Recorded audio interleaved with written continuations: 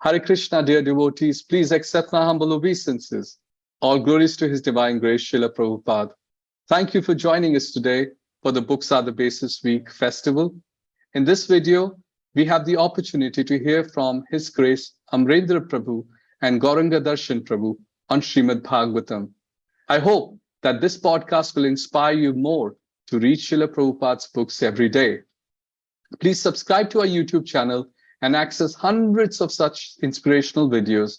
And if you know a friend who's keen on this topic of reading Srila Prabhupada's books regularly, invite them too. So now, on to the video. All glories to Srimad Bhagavatam. Jaya Radha Madhava Punya Vihari. Hare Krishna. Welcome everyone. On behalf of the Books Are the Basis project from the ISKCON Ministry of Education, Amarendra Das, myself, I'm very privileged and honored here to welcome all the viewers and guests to this very wonderful discussion with one of my personal favorites, the one and only His Grace Gauranga Darshan Prabhu. Welcome, Prabhu.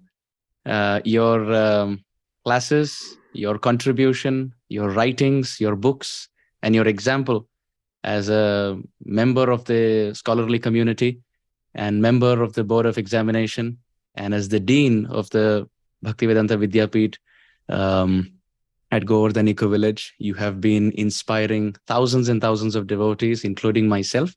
So we are very, very honored and privileged to have you on this program today.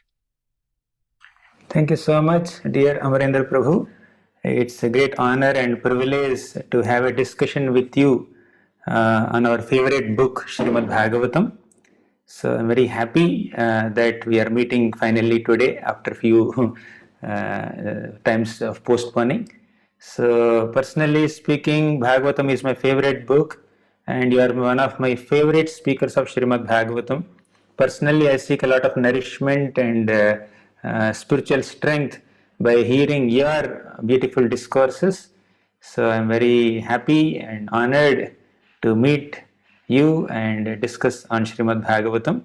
So I'm very grateful to the ISKCON Education Ministry also for starting this program of Books Are the Basis and then bringing in multiple devotees and bringing out their realizations in the form of such discussions and then putting in front of the entire devotee community so that we mutually inspire each other and move forward in our journey in study of Srimad Bhagavatam and sharing the message of Srimad Bhagavatam.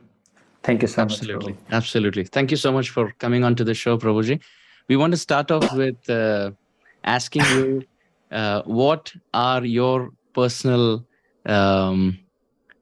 points of glorification for the Srimad Bhagavatam? You may have spoken about this so many times, you may have read about it and personally contemplated about the glories of Srimad Bhagavatam.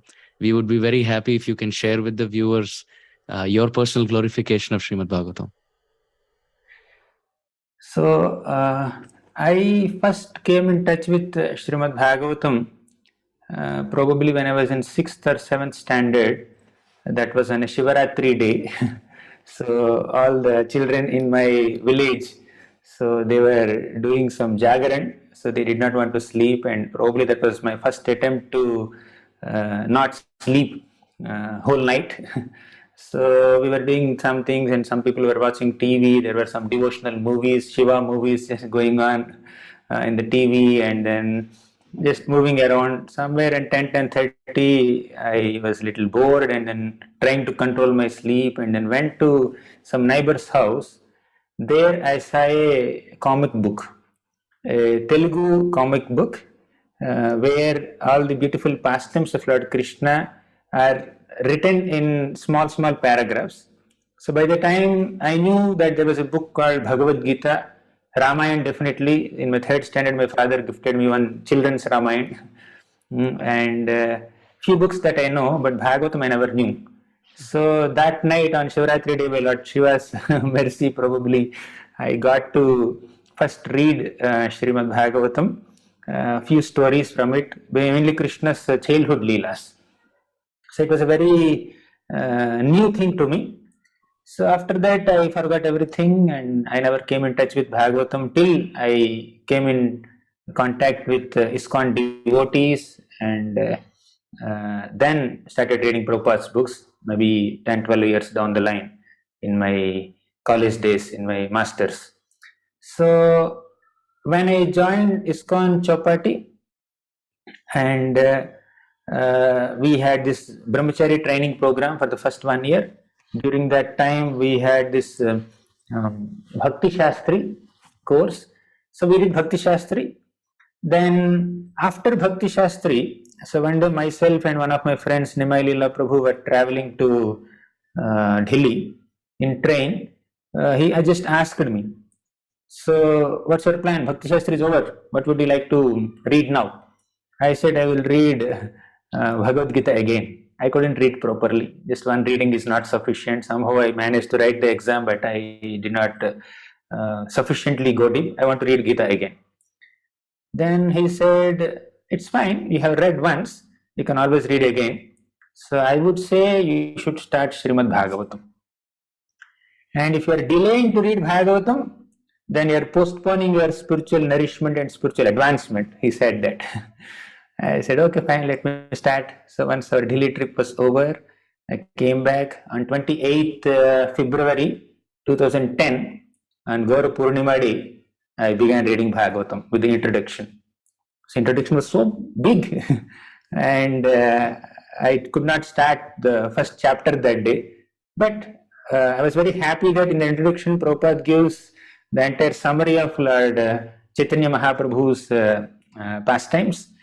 So, okay, on Gaur Purnima Day, I read at least Mahaprabhu's pastimes and began Bhagavatam. And since then, I started reading. So, as far as my appreciation for Bhagavatam is concerned, in short, I would say, last 12 years, I have been reading Srimad Bhagavatam, and my inspiration to continue on the path of devotional service is primarily coming from Srimad Bhagavatam. All the ups and downs in my sadhaka life and all the health issues that I challenged, that I had faced, and also some difficulties that I faced during my different services. So all that I could just face them because of the strength and inspiration and the lessons and the nourishing points that are just coming from Srimad Bhagavatam, and especially the characters of Srimad Bhagavatam and their overall demeanor, their attitude, their behavior, their conduct, all that inspired me, and that's what keeps me going. And I would definitely say that for the rest of my life, if I continue on the path of devotional service, the main credit goes to Srimad Bhagavatam. So as far as glories of Srimad Bhagavatam are concerned, there are unlimited within Bhagavatam itself. Okay, so some of my favorite shlokas are Nigama Kalpataror Galitam Phalam, Srimad Bhagavatam Puranam Amalam. Maybe we can recite something, but before we move ahead, I would like to hear from you. How did you come in contact with Bhagavatam for the first time? And what inspires you from Bhagavatam, and what are your favorite things that you appreciate about Bhagavatam so much? I would like to hear from you, Prabhu. I am so glad that you got the topic of Lord Shiva granting entrance into Krishna Bhakti. Actually, yesterday only I was reading one pastime of Prabhupada, where Prabhupada was mentioning about the story of how Lord Shiva and Mother Parvati go in disguise, blessing everybody in a city. And there's a beggar who always remains a beggar. And Mother Parvati asks Lord Shiva that, why won't we bless him? Let's bless him with as much money as possible. And Lord Shiva says, you try your luck. It's not going to work. He can't hold it. So Mother Parvati said, no, I want to see this. And Lord Shiva gives a watermelon filled with jewels in that watermelon to that beggar. And that beggar takes the watermelon and he sells it for a few cents. And Lord Shiva tells Mother Parvati, look, I hid so many jewels in that watermelon. Only if he had accepted it, he would have become rich. So I feel that's exactly our situation also. Most of us, I would rate myself in that Srila Prabhupada's book is like that watermelon, which has so many beautiful purports and so many nice jewels hidden. And many times we just think that to be another book. We just think that to be a watermelon and keep it in the shelf, just like the poverty-stricken beggar did. And he couldn't tap into those jewels. So I'm glad how we are connecting that Lord Shiva, by his mercy, is giving that very wonderful watermelon, and it's filled with jewels. So for me, it was personally, I would say, very simple. My parents became devotees, and in 1995, I was 3 years old, and Srimad Bhagavatam came in our home at that time. And I was always fascinated by the pictures in the Srimad Bhagavatam, even the front cover. And my personal favorite at that time, slowly as I grew up, was the Krishna book. But at that time, they used to come in colored form for children, multiple copies of the Krishna book, multiple volumes. And my aunt had gifted that to me. So I remember I used to read those pastimes, but I used to spend more time flipping through all the paintings of all the pastimes. So that was my first touch with Krishna Leela and Krishna book and Srimad Bhagavatam. And slowly but surely, when I came in my, I would say, 7th, 8th, 9th grade, when I was more academically inclined, that's when I started studying. And I'm still studying, and I hope to continue to study. I personally get a lot of nourishment from Srimad Bhagavatam, as you mentioned. So thank you for that, Prabhuji.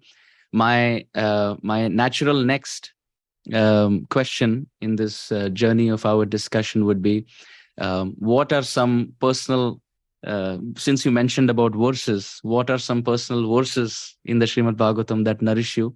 And you are known for your Nectar verses series, for your Chaitanya Ratnamala, Bhagavat Ratnamala, and your contribution to making verses of Srimad Bhagavatam accessible in singing, so much so that I've even heard children tell me, should I sing that in Gauranga Darshan Prabhu's melody? So please, we would like to, all the viewers would like to hear some of your favorite verses from the Srimad Bhagavatam and what you learned from them. This is really a tough question. There are hundreds of favorite shlokas, and Bhagavatam is filled with nectar of Krishna's pastimes and descriptions of Krishna's Nama, Rupa, Guna, Leela, and also descriptions of various incarnations of Krishna, various devotees of Krishna, and the whole process of Bhakti Yoga. So it's very difficult to choose one. But some shlokas definitely attract our hearts, our minds, and our ears with their sound, and some shlokas with their meaning. Right? There is this shloka, right, in the 10th canto of Srimad Bhagavatam. In the big first chapter itself, it comes, Shrotra Manobhiramat Nivritta Tarshair Upagiyamanat Bhava Ushadhat Shrotra Manobhiramat. Bhava Ushadhat. Bhagavatam shlokas act like medicine to cure the material disease. And Shrotra Mana Abhiramat. They completely attract the ears with their sound and heart with their meaning. Okay, so many times when devotees ask me what are some tips to learn shlokas, yeah, there are many tips, but the first thing that I would say is first we should fall in love either with the meaning or with the melody of the shloka. Then it sits in the memory. So that's one thing. And as far as my favorite shlokas are concerned, there are many, as I said, but some shlokas describe the importance of bhakti, and that description really touches the heart. And some shlokas describe what is the effect of reading Bhagavatam.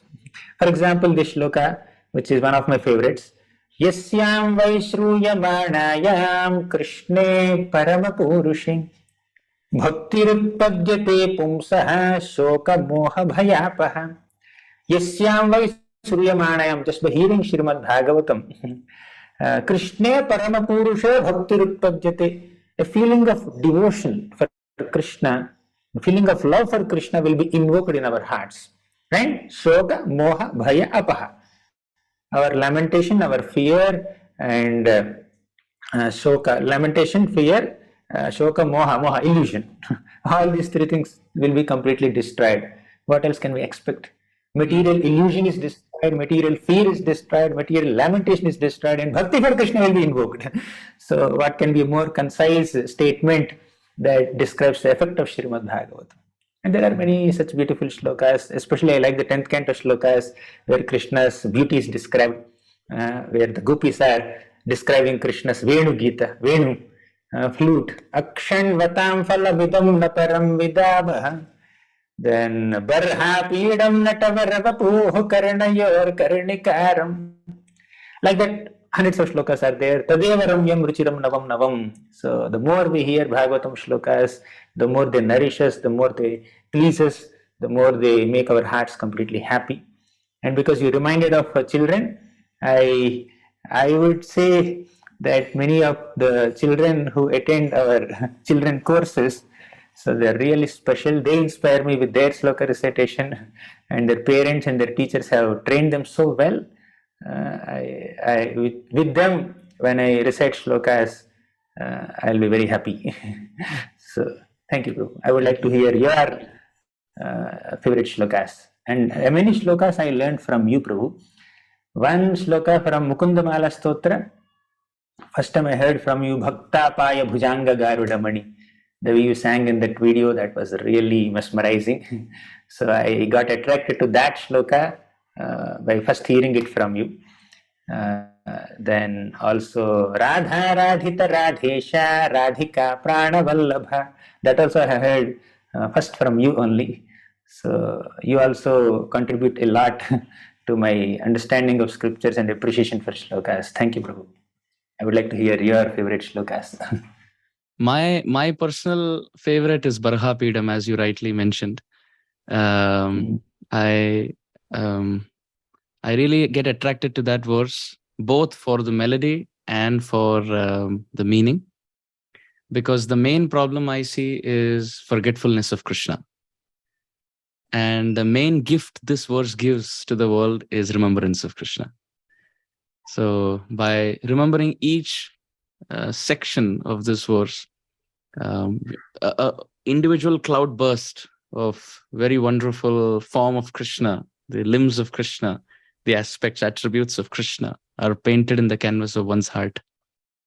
So, Barha Pidam Natavaravapuhu Karnayo Karnikaram Bibratvasaha Kanaka Kapisham Vaijayantim Chamalam Randhran Veno Radhara Sudhaya Purayan Gopa Vrindai Vrindaranyam Swapadaramanam Pravishad Gita Kirtihi.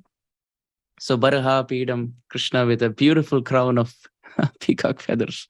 Natavara Vapuhu, the best among dancers. Karnayoho Karnikaram, Krishna has beautiful flowers on his ears. And it's interesting, Karnayoho Karnikaram. Karnikaram is in singular and Karnayoho is in dual case. So for 2 years, he uses one flower. So one Acharya writes one flower each, or there is one flower which Krishna, out of his restlessness, balya chapalyata, because of his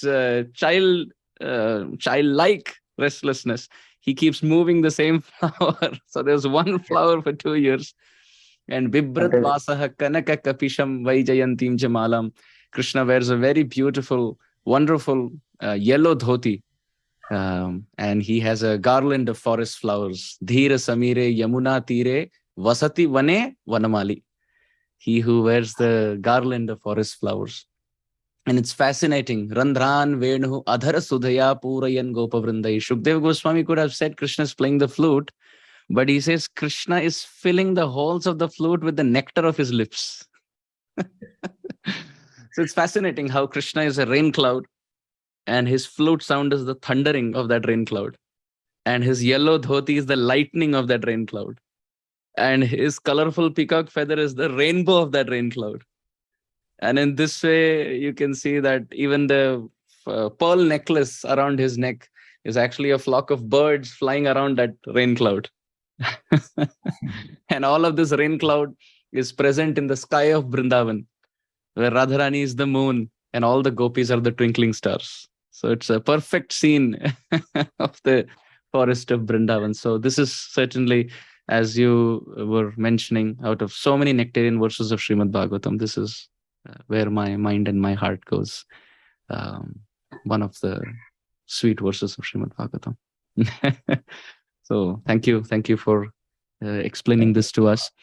My next question would be, you have been so involved in teaching and reading and writing so many articles. Your monthly magazine of the Bhagavata Pradipa is something that I love to read, apart from your Subodhinis, which are a study guide to the Srimad Bhagavatam. And I would like to mention to all the readers and listeners of this podcast that the Bhagavat Subodhini has been a very wonderful gift in studying Srila Prabhupada's books, especially Srimad Bhagavatam. Very wonderfully taking out the purports and the translation and the important verses also. So my question to you would be, Prabhuji, you have been studying for such a long time, and you did mention that Srimad Bhagavatam is so nectarian. Prabhupada's purports are so nectarian. The input of the acharyas are so nectarian. But still we see many times the books are in the shelf. The books are many times as it is. Even the cover is not removed many times, unfortunately. So what are some of your reflections and realizations as to what stops a person from studying Srimad Bhagavatam properly or accessing this nectar from Srila Prabhupada's Bhagavatam? One thing is that devotees many times are very busy with their services. So some are very genuine reasons. So they're packed with a lot of services, especially when we go to some temples where the manpower is less and the amount of service to be rendered either to the deities or to the devotees is really immense. So some devotees genuinely don't find time. However, we see many devotees setting very good example. Despite their busy schedules and all that, they take out a lot of time. At least some quota they keep per week. At least I'll read for these few hours. So, and they manage to do their Bhagavatam study. So one thing that inspires devotees to study Srimad Bhagavatam is a good association, a good source of inspiration and a proper example. So despite having multiple services and responsibilities, here are some devotees who are taking out their time and effort and studying Bhagavatam. That really inspires an average devotee to take up to the study of Bhagavatam. Secondly, we need to remind ourselves constantly. See, Prabhupada, at the age of 70, he went to the West with Srimad Bhagavatam. Prabhupada established entire ISKCON mainly based on these two scriptures, Gita and Bhagavatam. And while going to the West, Prabhupada said that Srimad Bhagavatam is traveling to the West, and as a humble servant of Srimad Bhagavatam, I am accompanying Bhagavatam. So Prabhupada is taking Bhagavatam to the West. Okay. So Prabhupada has established so many temples, about 100 temples, so much of preaching, so much of outreach, so much of management, administration, guiding people, establishing newer centers at that age. Still, Prabhupada never neglected to translate Srimad Bhagavatam.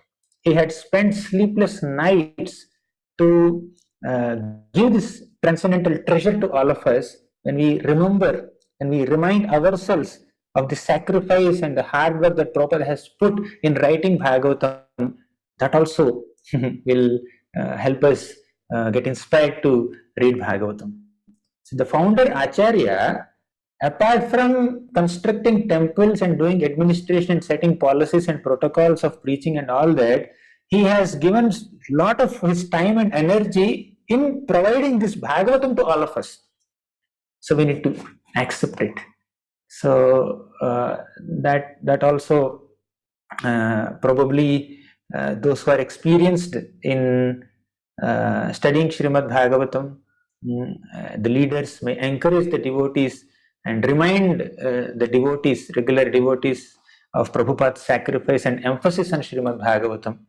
And that's the books are the basis, right? So that's the foundation on which our spiritual life is there. That's the foundation on which all the services are happening. So when we remind ourselves of this, so then on that basis we can get to regularly study as much as possible, right? At least if people may not be able to study systematically, but at least they can hear systematically. They can continuously hear Srimad Bhagavatam from experienced devotees, right? Either through Shravanam or Kirtanam. We need to try to be in touch with Srimad Bhagavatam.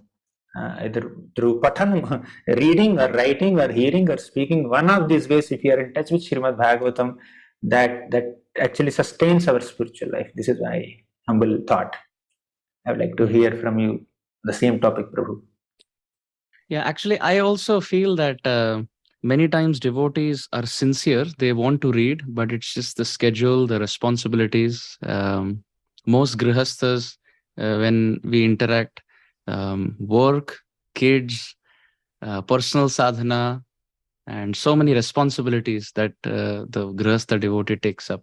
But still, as you mentioned, if we have good association and if we prioritize, then it is possible, because we see that whatever we hold in our life as important, we find time for it.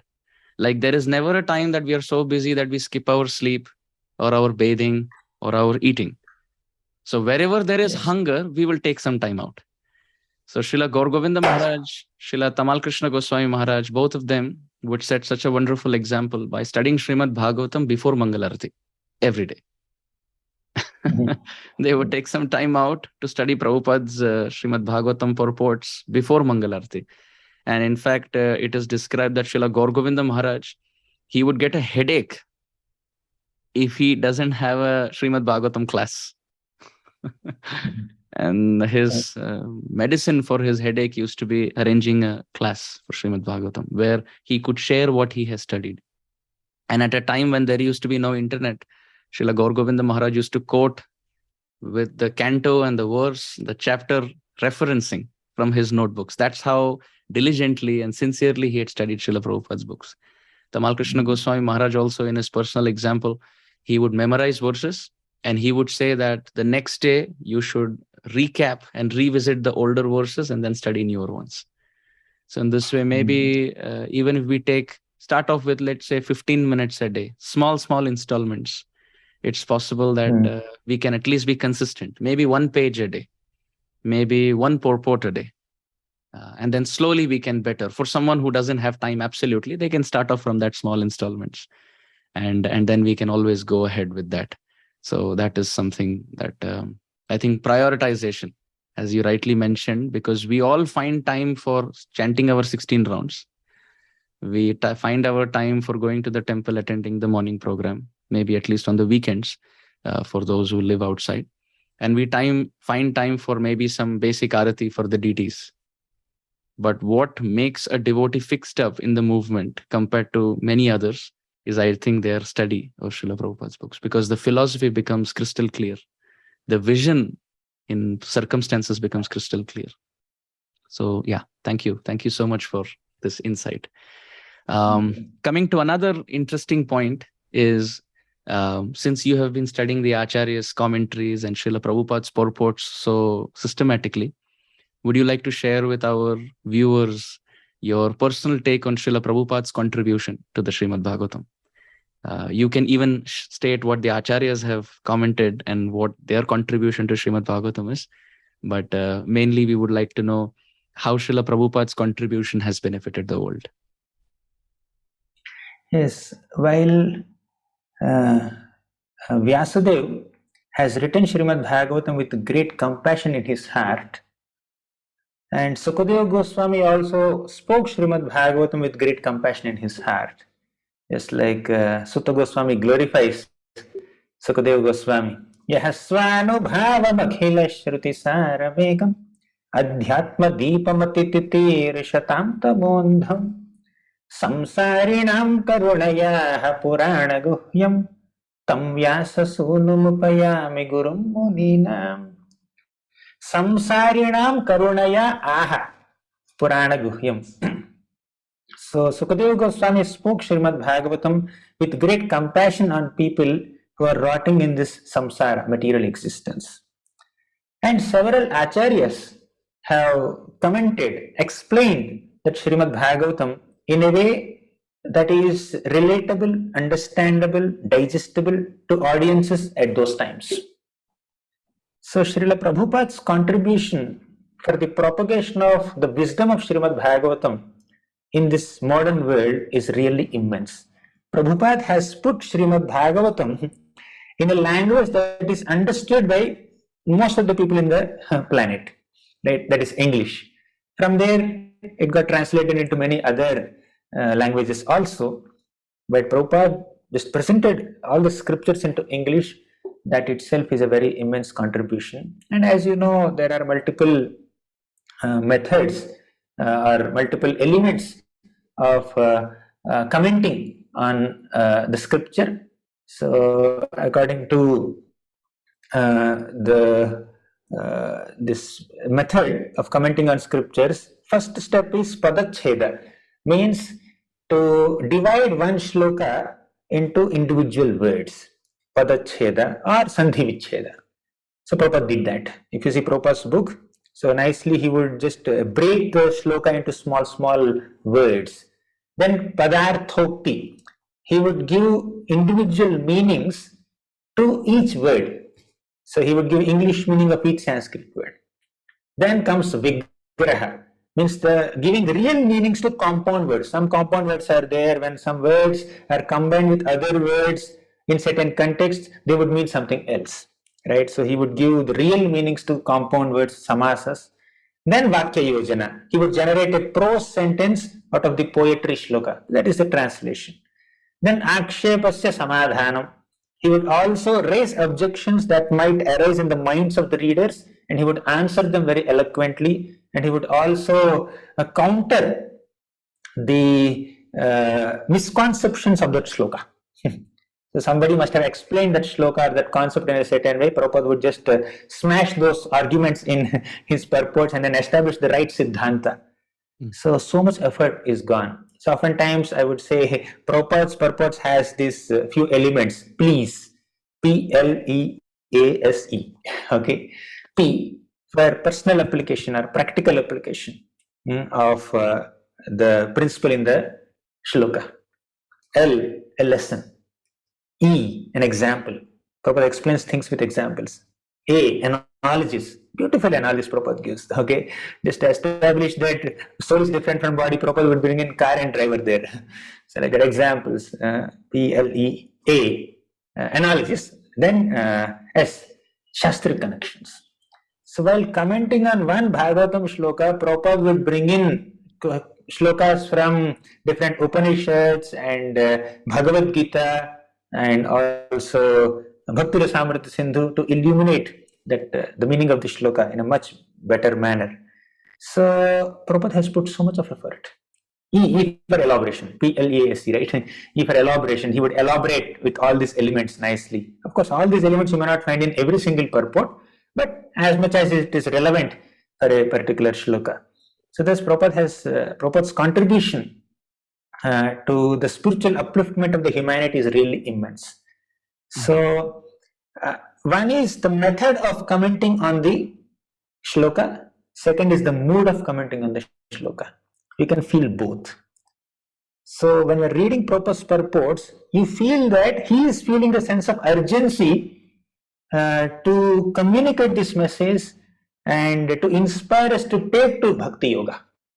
So he is feeling a sense of urgency. When we read it in the right mood, we will also feel a sense of urgency, right? So to take up to the path of Bhakti Yoga. So Prabhupada has that. One is compassion, okay, as I said. Second is humility. So Prabhupada is so humble. So at the end of completing his Chaitanya Charitamrita purports, he said that Bhaktivedanta Swami Prabhupada is saying this. He said that I don't have devotion. I'm not a great devotee. And I'm not a great scholar. Bhakti Vedanta Swami is saying that I am not a great scholar, I don't have so much devotion. Whatever translation work I have done so far, all the credit of all my translation work goes to my spiritual master Bhakti Siddhanta Saraswati Thakur. And the credit also goes to my disciples who have assisted me in various ways in this translation work. So Prabhupada has given all credit to his seniors and his juniors. He did not take anything for himself, right? And he expressed gratitude to everyone, right? So that mood of humility is what inspires the readers, right? When we carefully read Prabhupada's humility and Prabhupada's sense of urgency, Prabhupada's compassion, Prabhupada's diligence, Prabhupada's authenticity of Shastras. Prabhupada sometimes may not quote a Shastric shloka, but the English that he has written is a translation of some shloka. If you read repeatedly, you will understand. This statement is coming from so and so Bhagavad Gita shloka, and Prabhupada is putting it as it is, right? So the authenticity of Prabhupada's purports is very beautifully, can be beautifully recognized by repeatedly reading. So humility and gratitude and compassion and alignment with the previous acharyas.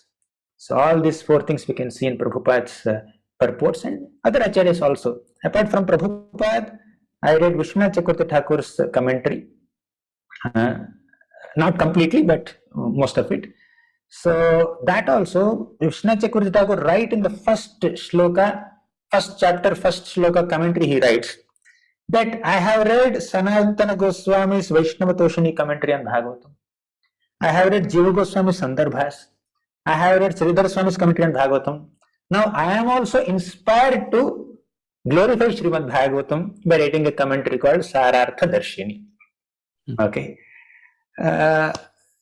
If there is any flaw in my attempt, I take responsibility for it. But if there is any credit, if you feel very nourished and if you feel these commentaries are relishable, all credit goes to Krishna. Okay. He transferred credit for his commentary to the previous acharyas and Krishna, and he claimed any responsibility for any flaws there. So there are definitely no flaws. Okay. So that humility is what inspires, apart from their scholarship and the deep discussion of philosophy and all. So these are some things that really inspire me while reading Acharya's commentaries, and especially Prabhupada's commentary. Thank you, Prabhu. So I'd like to hear your appreciation of Prabhupada's commentaries, purports. My Guru Maharaj gives a very beautiful analogy. He says that the English language is like the river in a village. Like the river in a village serves all purposes. We can bathe, we can drink, we can wash utensils, we can wash clothes. You can even take the pet animals to drink. For those from a village background will understand the river in a village is a big benediction. So my Guru Maharaj explains that the English language has been a benediction to the world because there's everything in that. There's poetry, there's drama, and a lot of novels, a lot of philosophies, technology, everything is written in English. But my Guru Maharaj explains that Srimad Bhagavatam is Krishna's Charanamrit. So Charanamrit is little, but if you mix it in the river of a village, then the whole village can drink the Charanamrit in any corner because the river flows all over. So he explains that Srila Prabhupada did that. Srila Prabhupada mixed the Charanamrit from Krishna's lotus feet and Krishna's names, forms, qualities, pastimes in the form of Srimad Bhagavatam. That Charanamrit, which was available only in the Sanskrit language, that was mixed into the river of English language for the village of this world. Now, all throughout the world, English is spoken, and Srimad Bhagavatam being mixed in that English language. Srimad Bhagavatam, the nectar of Braja Bhakti, the residents of Vrindavan, is spread all around the world in multiple continents. So this glory of mixing the Charanamrit in the river of the village, that glory goes to Srila Prabhupada for giving this world what the world had always yearned for, but never got it. Only a few communities who read Sanskrit could tap into Srimad Bhagavatam. And out of those who read it, hardly anybody understood. And those who understood, hardly anybody followed. But Srila Prabhupada gave the language, gave the philosophy, gave the practice and the experience in real life. So that the world will eternally be indebted to Srila Prabhupada for that contribution. And one devotee was mentioning very beautifully that Srila Prabhupada sacrificed his night's sleep for giving us Srimad Bhagavatam. Can't we even sacrifice our time during the day to read it? So it's very fascinating. And regarding the commentaries of our acharyas, I'm very fascinated, as you mentioned about Srila Vishwanath Chakravarti Thakur's humility. Although his perspective are very different and very rasik in many places. In the beginning, he starts off like this. And towards the end of Srimad Bhagavatam, the same Srila Vishwanath Chakravarti Thakur says that my words are like the naughty calves. The naughty calves, they, instead of drinking water from the Yamuna, sometimes they'll go and try to explore the water from the sewage, from the drain. So he says, my words are the naughty calves. Instead of drinking the water of the Yamuna of Krishna's glorifications, may sometimes go astray to other topics. But, oh Krishna, the best among cowherd boys, with the cowherding stick of your mercy, please get the calves of my words back on track. Very beautiful glorification and expression of humility through poetry. So Srimad Bhagavatam, as we see, has so many beautiful ingredients. Has verses which are poetic, has philosophy, has conversations, has prayers, has stories, and lessons for all classes of men in different circumstances. And all of this is illustrated through different characters from 1st canto to 12th canto. So that brings me to my next question in this discussion. Every devotee who reads Srimad Bhagavatam, who facilitates discussions on Srimad Bhagavatam, may have a personal favorite in the pages of Srimad Bhagavatam, as a personal devotee, as a personal favorite of an example of a devotee in the Srimad Bhagavatam. So if I may ask, who is your favorite character as a devotee, an example of devotee in the 12 cantos? I would like to answer definitely, and although it's a difficult question, but I would like to hear from you. The last few questions you asked me and then I spoke first. I would like to hear from you, your favorite character, then else. Undoubtedly, my favorite example of a devotee in the Srimad Bhagavatam, although I offer my obeisances to all the wonderful Vaishnavas described, my personal favorite is Gajendra. That was the first story that I learned as a child in this body. At the same time, Gajendra's story is fascinating because just the lines Jajapa Paramam Japyam Prak Janmani Anushikshitam gives me lot of joy that Gajendra in his past life as King Indradyumna gets cursed by Agastya Muni. He forgets his position and becomes an animal. And in that life, he forgets Krishna. He doesn't perform bhajan. He doesn't perform bhakti. Although he forgot, Krishna did not forget him. So, Jajapa Paramam Japyam Prak Janmani Anushikshitam. What he practiced in his past life, the prayers that he chanted to his deity in his past life, he himself forgot, but the deity spoke back to him as Paramatma. So, when was another example that I see an animal or a devotee in an animal form offering prayers, and that too in spotless Sanskrit, and that too in a prayerful mood, and that too the Lord is coming. He is giving up Vaikuntha and he is coming. In fact, Srila Rupa Goswami Pad writes in one of his works that it is the story of Gajendra that made him a devotee. He says that hearing the story of Gajendra and the story of Draupadi, I took up to Krishna Bhakti with the confidence that I can call out to the Lord and he will come. And then Rupa Goswami adds this prayerful mood that both of this turned out to be false because I am calling out and the Lord is not coming. He says that the Lord comes and that too he comes quickly in Draupadi's case and in Gajendra's case. He says, but in my life, I'm calling out, but the Lord is not coming only. What to speak of speed? He's not even coming. Of course, we know the Lord comes. He lives with Rupa Goswami, but in his humility, he adds that. Also, we see how Prahlad Maharaj himself mentions about Gajendra in his prayers, and he says, Gajayutapaya. He says, like the devotion, like the king among elephants, as Gajendra.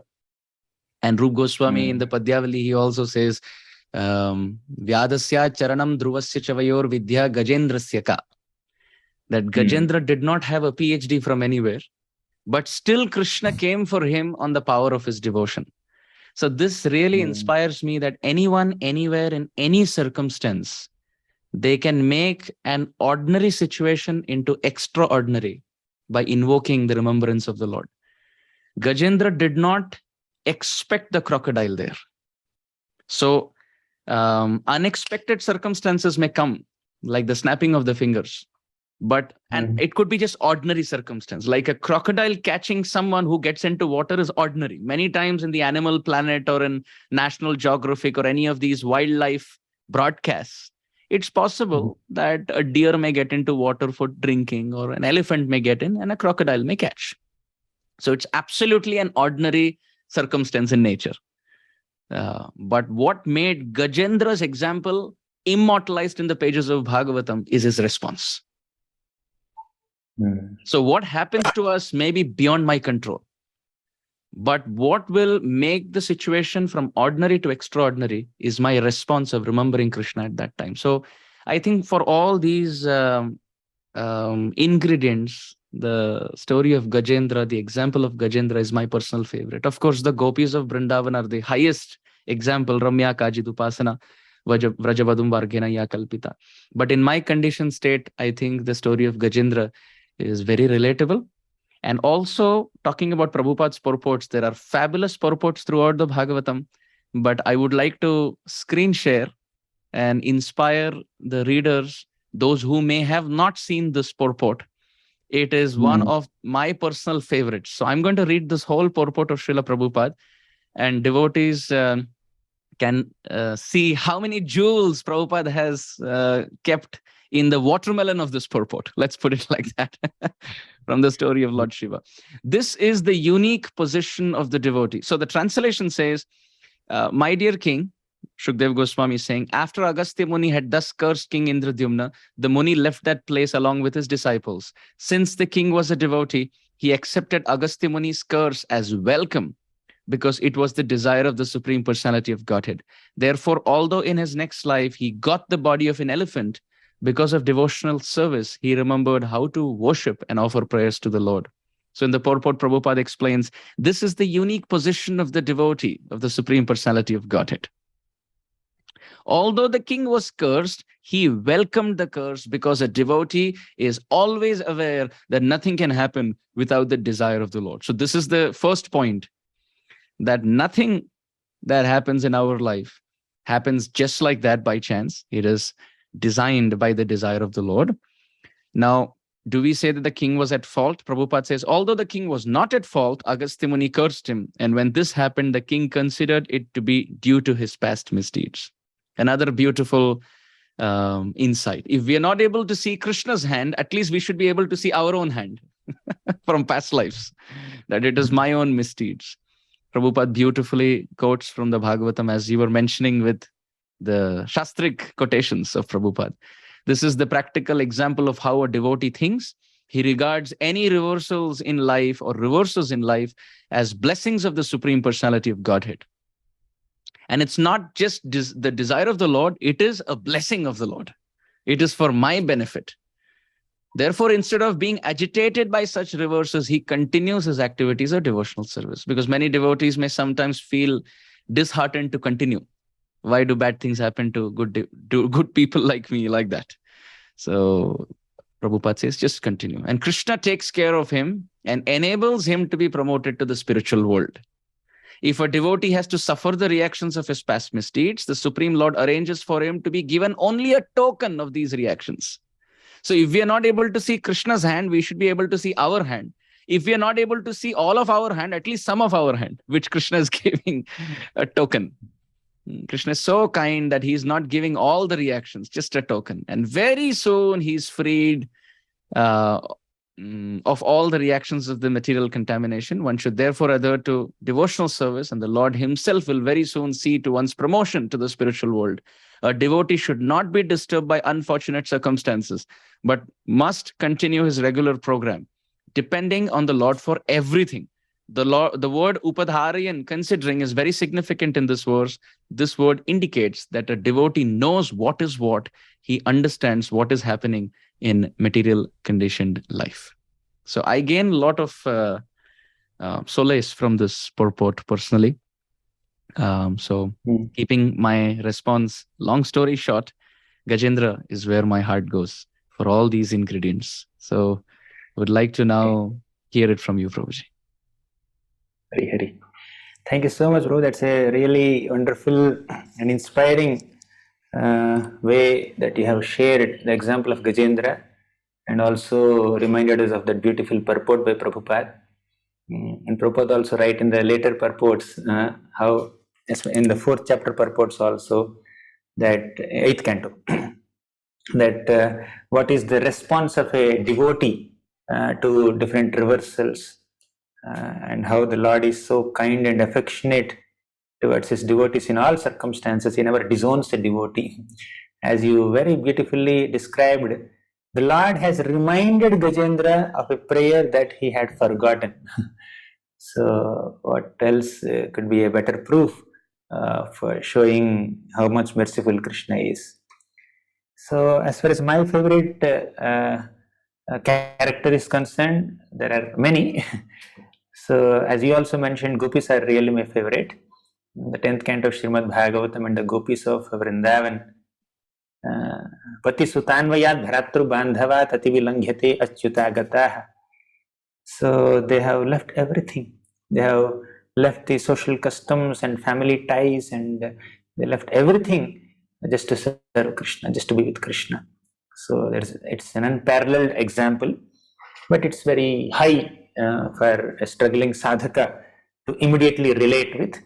But we can begin by appreciating such an example.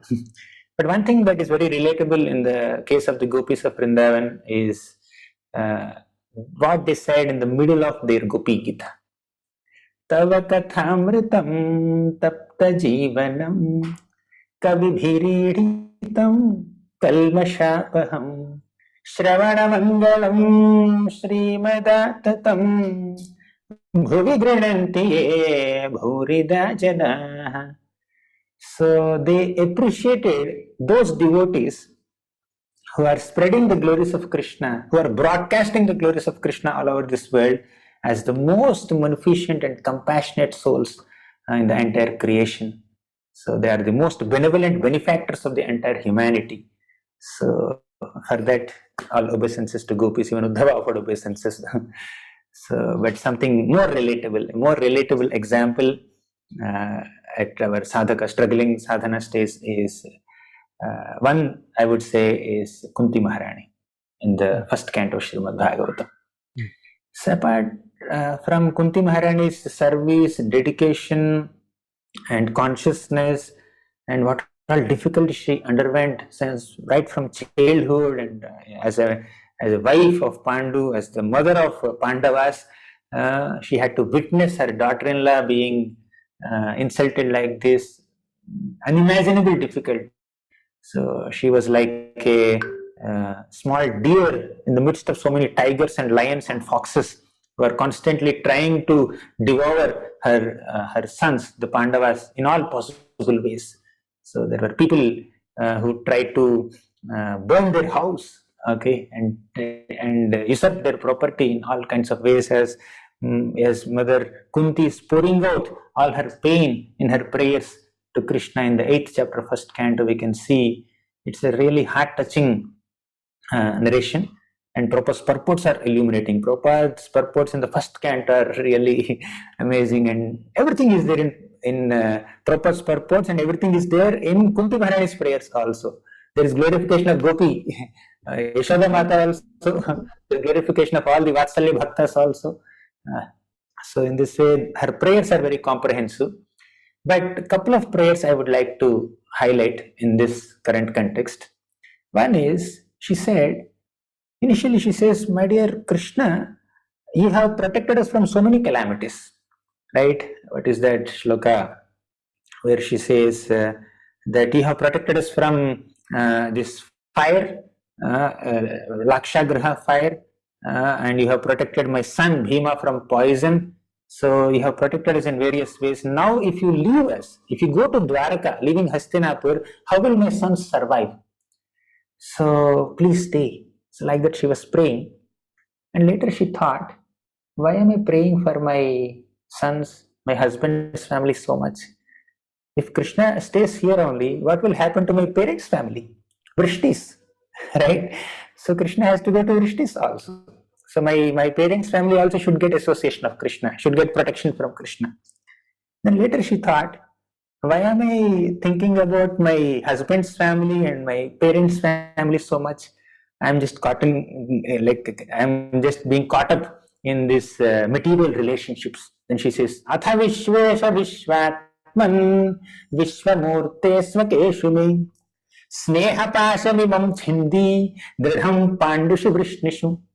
Sneha Pasamimam Chindi. So she says that please cut off this strong knots of my family attachment to Pandush and Vrishnis, right? Sneha Pasamimam Chindi Dridham Pandushu and Vrishnishu, towards the Pandavas and towards Vrishnis both. So what else? If I cut my relationships with my relatives, what am I supposed to do? I will exclusively take your shelter. She said that let my mind flow towards your lotus feet just like Ganga flows unobstructed to the ocean. Right? Tvayi ananya vishaya matir madhupate sakrit. So ananya vishaya, let my mind not get deviated by anything, let my mind constantly flow towards you. Is her mind not flowing towards Krishna? It is already flowing. But still, she prays like that because she is teaching common people that we need to spiritualize our relationships, not just maintain our relationships on a bodily plane only. So when she said, Sneha Pasamimam Chindram Pandushu Vrishnishu, she was not, it's not that she was not interested in relationship with Pandavas and Vrishnis. With Pandus and Vrishnis, she had two types of relationships. Number one, skin relation. Number two, soul relation. Okay, these are my sons, these are my relatives. So that's like one aspect of relationship. These are devotees of Krishna. These are Vaishnavas and Vaishnavis. So on that basis of my eternal relationship with Krishna, I'm eternally related to these devotees. So let that spiritual relationship be continuing. So let that continue. Let the material relationship will be broken.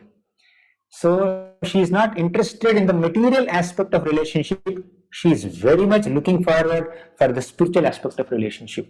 So not that she wants to cut relationship with Pandus and Vrishnis, she wants to maintain in their capacity of being devotees of Krishna, right? So this gives a great inspiration to all of us, how we can see all the relationships that we have from a spiritual perspective. All of us are children of Krishna. So thus we have a relationship with everyone, or every single living being. So that way we can spiritualize our relationships.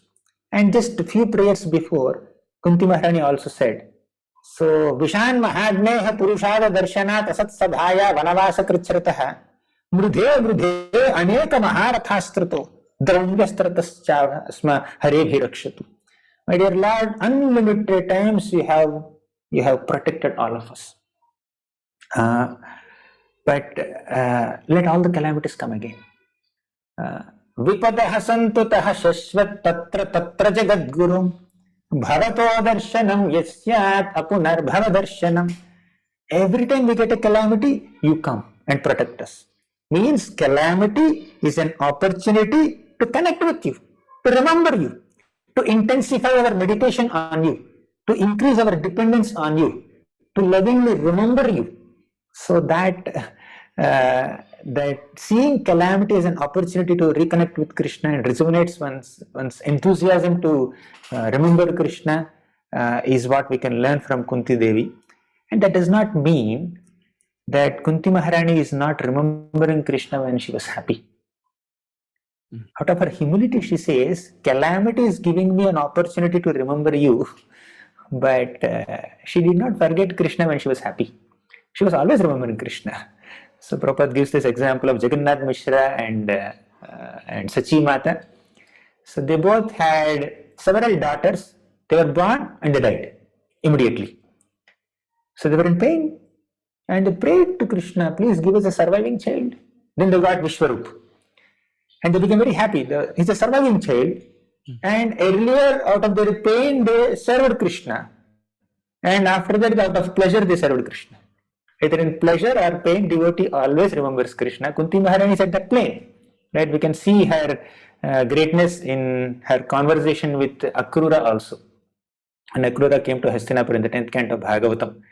So this way, Kunti Maharani is an example of always remembering Krishna, whether in calamity or in happiness. However, she is telling us, like, she is identifying the common mentality of a common person who depends on God when there is calamity and who conveniently may forget the Lord when there is happiness, right?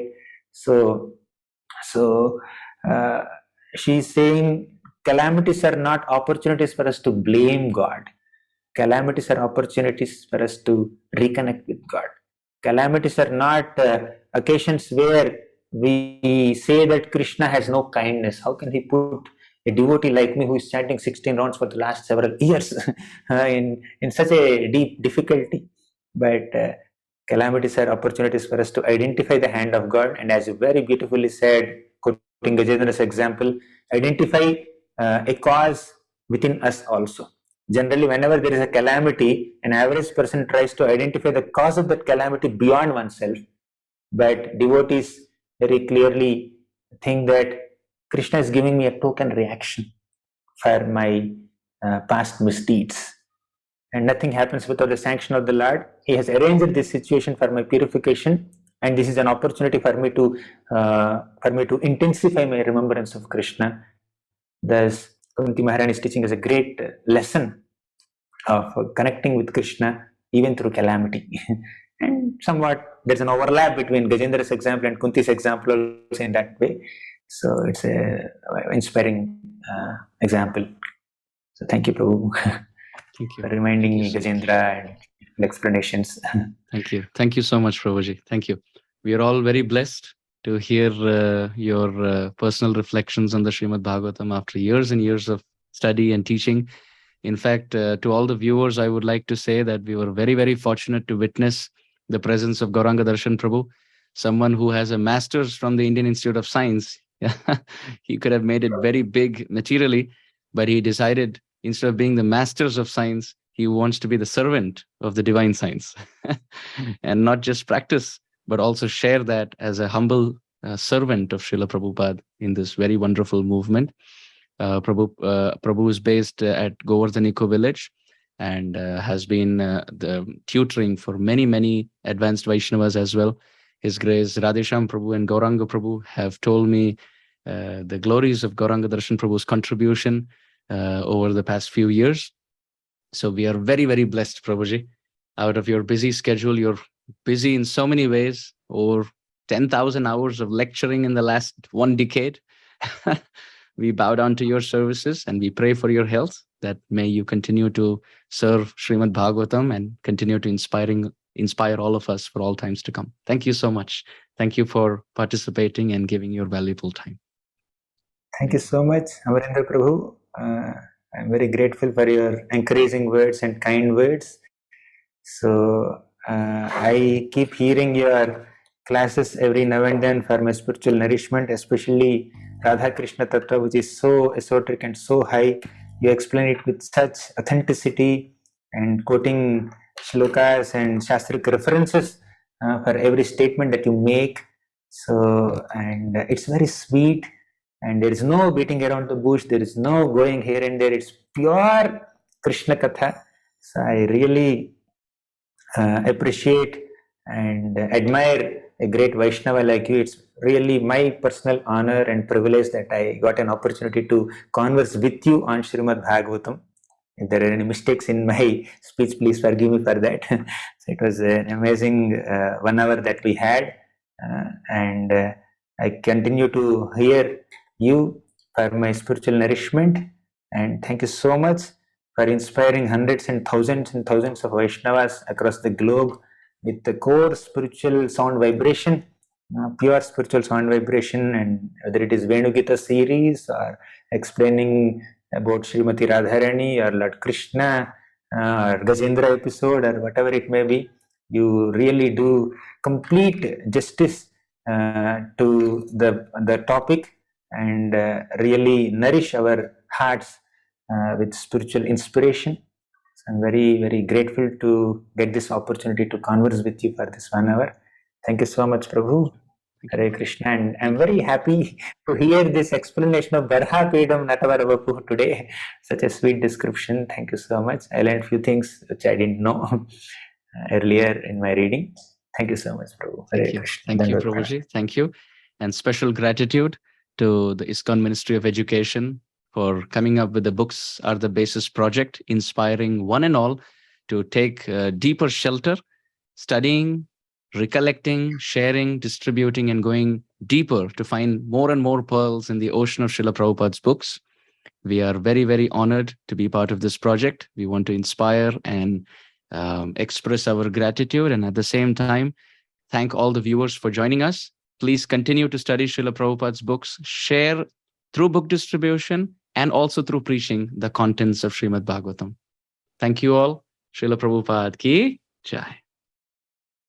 Hare Krishna.